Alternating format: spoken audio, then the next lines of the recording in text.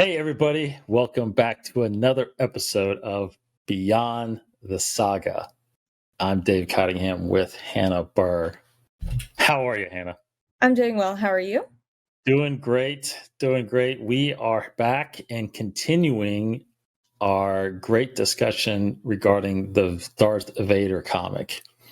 I think we've actually had some really good reactions online. I think people are really getting into this thing, even though this thing is a little, a few years old, but it's such a great series. And we got a lot to get into now because not only are we continuing the Vader series, but we are coming into it, the first crossover that happened with this series.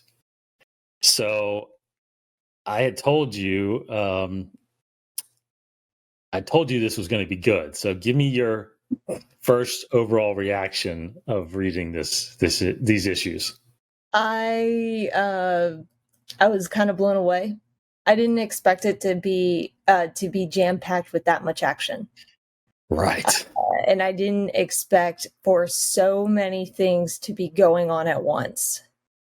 Yeah. And it was unique in the sense of the way that it was laid out was, okay, read this individual comic first. Okay, now read Vader. Now read Star Wars. Now read Vader. Instead of it being dedicated to just one channel, which is a very clever marketing tool, but I think it also helps confirm the idea and cement the idea that the Star Wars comics and the Vader comics are parallel. That's right. But for this section, you could just jump in and read this section and then go. Obviously, we don't want you to do that, but you could totally do that because you already have all you need from the movies. That's and it right. catches you up like this on everything else that happens. Yes, very good point. Very good point. So to recap, this is the book. This is the trade that we're talking about. Yes. This is actually called Vader Down. So what they did was, if you go back to our couple videos that we've done, we did the first volume of Vader, which was issues 1 through 6. We did the second volume, which was 7 through 12. So if you're going in that order and you're reading with us, then you would actually pick up this. And what this contains, it does Vader Down #1. That was actually a single issue they put out there. Mm-hmm. And then you have to read Star Wars 13. I think it goes Vader 13. Because it's 3 Vader, 2 Star Wars. That's right. So Vader 13, and then Star Wars 13, Vader 14, Star Wars 14, and then it wraps with Vader 15. But you get all that in this beautiful trade right here, all 6 issues. I think you read the individual digital issues, I think, right? Yeah. I did.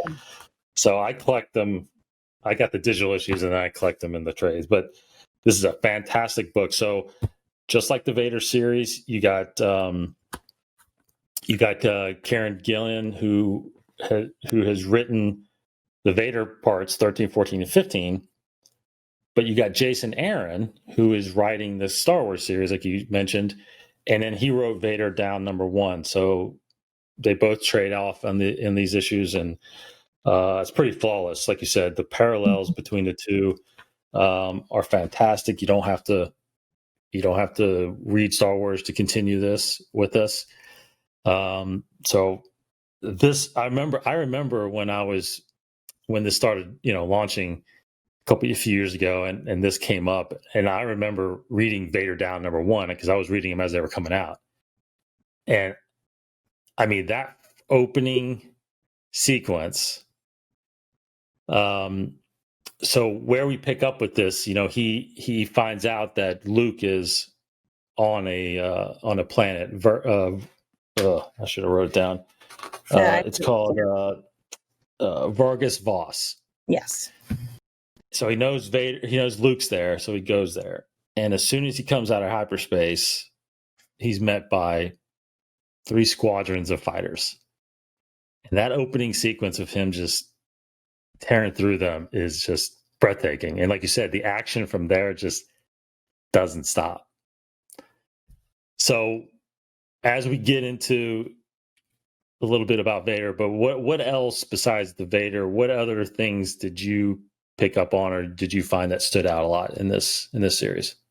I think for me, this series just helped make those connections in relationships and character growth between A New Hope and Empire Strikes Back, especially with Leia, Han, and Luke. With Han and Luke, at the end of A New Hope, as an audience viewer, you're like, oh yay, Han, he's thinking outside of himself. That's the lesson he learned. He learned to do what was right and to come back. And then in Empire, years later, he's risking his own life to go out and find Luke. Right. And he almost has this attitude of, oh great, I'm going to do this again. Well, that's, that seems to be the pattern, because this, Han once again does that, and he chooses to go out and try to save Luke and protect him yet again. And it just shows the relationship between the two of them, how it is like this brotherly love that's forming between the two of them. And then with Leia, and I think part of this is because they didn't necessarily have the special effects to do so, but she lost her home planet. She lost her family. She lost her home. And not to mention millions of people died when they destroyed Alderaan. Yeah. In this comic, you really, really see her want revenge for that and almost lose the value. She pretty much forgets the value of life. She's willing to risk X, Y, and Z to kill Vader. And so it kind of takes you back. It takes you back because you're in Empire, you see her and she's like, yep, no, we got to protect the people. We got to protect the people. Yes, we could attack, but we need to evacuate. And there's another reason behind that, but we'll talk about that later. But in this, she's like, no, we're going to put all of our forces here. If I die, that's fine. We're going to, Luke, he's crazy. Yeah, he's out there, but we can't worry about that now. We got to focus on this. And it just kind of makes you go, wow, okay. She almost loses her focus there a bit. She becomes overwhelmed with this taste for revenge. Yes. Yeah. And that's a great point, because like you said, when by the time A New Hope is over, she hasn't been able to actually process what has happened with Alderaan, right? Because things shortly after that, she was rescued, and then immediately had the assault on the Death Star from Yavin. And then the next time we see her, it's 3 years later, and we don't know how she's grieved in that time. And we're getting a sense of that. And, I was telling you before we recorded, when we get into the Star Wars series, you do actually see a lot of that is her grieving and her realizing that she's a refugee now, in a sense. Like there's not many people that have survived this destruction, and she buries herself. And we've talked about this when we were going through Bloodline, years later. I mean, she's still reeling with all of these things that are happening in her life, and just on top of another. But how she stays focused about her duties is amazing. So I do love that you brought that up, because it does give us a chance, as we're going through these Vader comics, it does give us a chance to see what's happening on the other side, on the rebellion side. Dr. Aphra is still a big part of this as well. She makes, her appearance back, and she's in, we find her still in that tough situation where she's flirting with death with Vader. I actually really enjoyed the droid interactions. Right? I'm sorry, my favorite panel is there's another droid that looks very much like R2. Yeah. BT. Yeah, that's right, BT. And it attacks R2, and Actar goes, in the comic, it's like, Yeah. I love they have a beep exchange. We do, and it's like, oh, language. Yeah, of course. I think it sounds like R2 just cusses all the time. It's pretty crazy. Yeah, but the droid interactions, definitely the comic relief in the Yes, it is. So 000 BT, and then you do get 3PO and R2 in this. So I do want to touch on also with Luke a little bit because um the reason why he's there is he's looking for a Jedi temple. And which is great because we know from the movies, the sequel trilogy, Luke has been searching for other answers ever since Return of the Jedi as well. But we're also now getting a sense of this actually started after A New Hope. He's been searching temples and relics and literature, something to help him because he doesn't have Obi-Wan anymore. And he literally has no one else because we know he doesn't get to Yoda until Empire. Yeah. So he's just wandering around. So I think it's very interesting to get a glimpse of really where Luke is in his struggle with trying to figure out who he is. Well, funny you mentioned that because I just realized this. In one of the panels in the comic, he's like, oh, I think I see someone, I'm sensing someone. Yes. Is that Obi-Wan and my father, Anakin? And I just realized Darth Vader's on that planet. Yeah. It just helped solidify in Empire when he said, search your feelings, you know it's true. On that planet, it establishes that he senses his father is nearby. Yep. But That's a very good connection. Yeah. But he thinks it's a Force ghost because by this point, Obi-Wan has had a couple interactions with him. I haven't read Star Wars, so I don't know. But what I gleaned from that section was this isn't the first time he's heard Well, obviously, it's not the first time because you heard him in A New Hope, but it's become more consistent than just these random moments. Yes, he does. He is getting some guidance from Obi-Wan, I feel like. And I think, so the time, in the movies when we see A New Hope and then we see Empire, at that point, definitely that wasn't the first time he saw Obi-Wan or heard Obi-Wan since A New Hope. Yeah, he has heard through him over the course of the, and I don't know if you caught it, but like it does mention in there that he's like, I found your journal. Yes.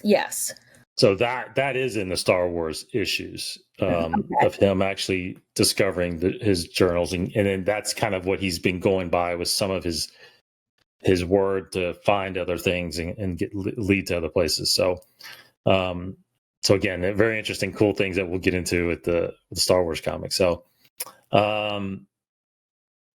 you made some good, you gave me some good points with Leia, with Han. So I guess the big one is we got to talk about Vader. And this kind of does lead into how we usually finish these episodes off with, was how impactful, this piece of content is to the overall saga of Star Wars. And wow, I mean, all the things that Vader does in this, like you said, the little interaction he has with Leia, the near interactions he has with Luke. But regardless, he faces a ton of rebels in this book, right? And if they didn't fear him before this issue, they truly fear him now. Were you at all surprised how much he did to the rebellion in this book? I mean, part of me, no, but yes. I mean, no, in the sense of we've seen what he can do at the end of Rogue One. we've seen what Kylo Ren can do. So naturally, well, Kylo Ren and Rey. So naturally, it's a natural jump to, yes, of course he could do what we see him do in this comic. But at the same time, it just blows your mind how he was able to destroy a tank, choke several people at once. I mean, like it's dozens and dozens of people attacking him at once. Yes. And I don't think there were any survivors.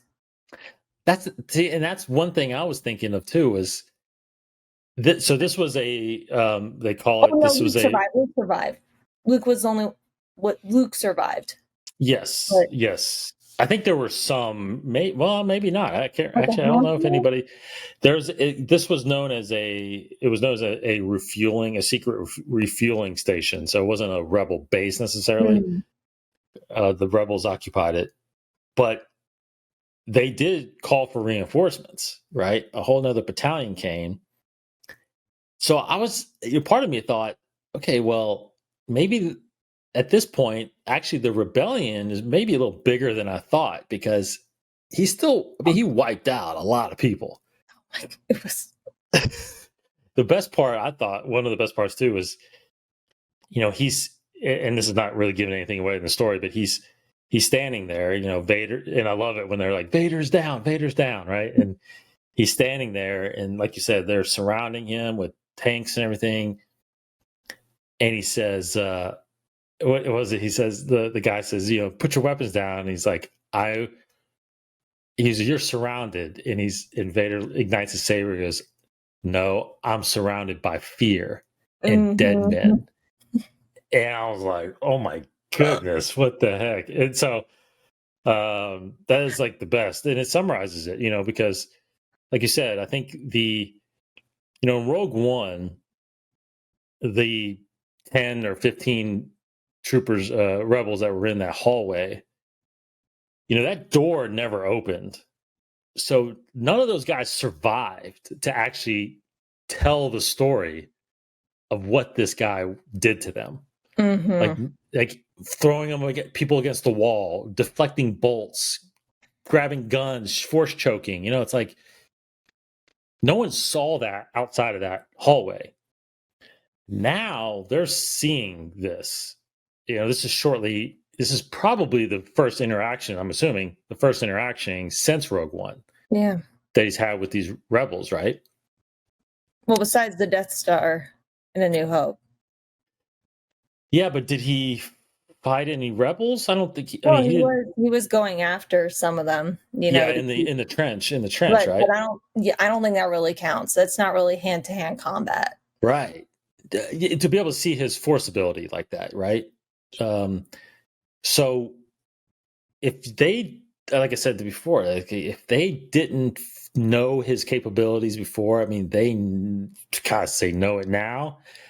But like you said, they still somewhat didn't survive. So it's really Leia, and it's just the story of how much he wiped them out is got to have them fear. So it makes you think, like, when you get to Empire, they're not hanging around trying to fight anybody. They're evacuating, right? It kind of makes sense. It's weird.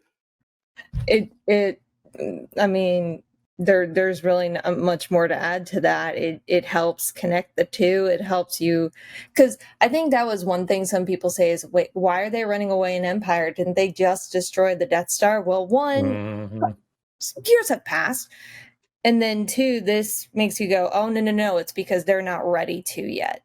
Yeah, no. Yeah. They're not in a position to fight back necessarily. And they know what's coming, I think. I think they feel like what's coming, which is really cool, because I will say this. There's a book called Battlefront. Right? It's called Twilight Company. And it's about this group of rebels. You see them through Yavin and all the way up through Empire. And what's one thing that I really fully remember from that book was their recampment of what happened on Hoth. Oh, wow. And some of them witnessed.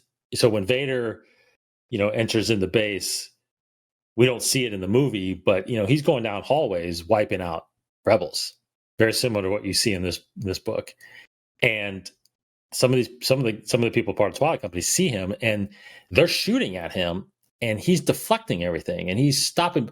And it's cool because in the book they're like, "How is he doing this? Like, what is going? Who is this guy?" They've heard about him, but now they're seeing it, and that's kind of what happens here, right? When these rebels surround Vader, they know he's powerful in a way. They know he could do something, but there's no way they thought he was capable of this. And a part of me almost didn't realize it either reading this, right? We've never seen Vader do something like this. So do you think at all, though, that as you're reading this, is it almost, dare I say, is it almost too powerful to be able to do something like that? You know what I mean? And especially in between these movies, I mean, does it change at all, really, the impact on the saga for that? Honestly, I think it just raises the stakes more. Mm-hmm. And because one thing, and I think this was my biggest complaint about the prequels, not as much about the sequels, is there is so much to the Force. When you read the books, like even the books that are no longer canon, there are so many different ways you can go with the Force, and there are so many different concentrations, and there are different gifts that come naturally. Some you have to learn more. So to me, no, I think it just shows how powerful he is and shows what's really at stake. Mm-hmm. And it makes Luke that much more important. And also, we brought up bloodline earlier, but it also shows the reputation that Vader carried with him. He was a destroyer. He was someone who was unstoppable before Luke Skywalker. So of course that would taint Leia's reputation when they found out, Yeah. So to me, I think it just helps Star Wars fans and viewers and readers realize, wow, there is way more at stake than we first realized. Yeah, that's true. Yeah, because they haven't even come across the Emperor at all. Exactly. So, but do you think they knew? Well, they knew about Palpatine, but do you think people knew that he was a Sith Lord? Not at this point. They don't. Yeah, not at this point. No.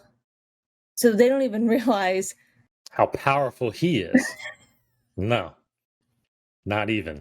They think he's this old man, that just, because the thing about it is, prior to him in Return of the Jedi, that's the thing too, is really neat. But prior to Return of the Jedi, the Emperor never left Coruscant. No. Right? So he was always stuck there, and he wanted it that way, in a sense, where he didn't want people to think that he was, sorceress and, had all these powers. He wanted to be that leader, be portrayed as that leader still. So, yeah, so the rebels, I mean, they don't even know what the Emperor could do at this point, which is crazy to think. So, oh my gosh. But anyway, this has been a really good discussion. I think, I don't know, of the books that we've done so far, this has been my favorite. I don't know about you. It's up there. Yeah, it's up there. It's a great comic series. So we will continue as we go on throughout the weeks. We will continue the Vader series and get that wrapped up. We've got 2 more volumes to go. Only 12 more issues. We picked back up with Vader 16. There's 25 issues total, so I can't remember what I guess is that 12 issues? Yeah, I think that's 12 issues. Is that right? Maybe it's 11. 10? But we'll finish. We'll do 2 more video. You'll get 2 more videos in the near future when we do volume 3 and volume 4, and then maybe, who knows? We'll move over to Star Wars. Maybe that's a longer series though. Let's do it. But that's all right. We can knock that out. So anyway, go check that out. Go get Vader Down. you won't be disappointed. So, and I guess I'll tease another series that we'll be doing pretty soon. Is we're going to dive into the Aftermath book series. Yes. How far are you along in that? Have you read all three of those yet? I've read book 1. I'm working on book 2. Yeah. Good. It gets better and better, in my opinion. It's really good. And just to tease that a little bit even more, well, what's really neat about that book series is that we've gone all this time thinking that Endor was the end. It wasn't. It was the beginning. It was the beginning. Yes. So pretty crazy how that shifts in this book. So look for that soon. Aftermath, the rest of Vader, and more to come. Thank you so much, Hannah, for joining me. This has been fantastic. Thanks, everybody, for watching and listening. Go to our YouTube channel, youtube.com/Inside the Force. Hit that subscribe button. We've got a playlist right there with all the other Beyond the Sagas. Some great content that you guys can check out and get caught up on all the canon material that's out there. So, for Hannah Burr. Caught me off guard there. It's your sign off, Hannah. Come on. Thank you so much for joining us, and may the Force be with you. Great. Thank you. Thanks, everybody. Have a great week. May the Force be with you.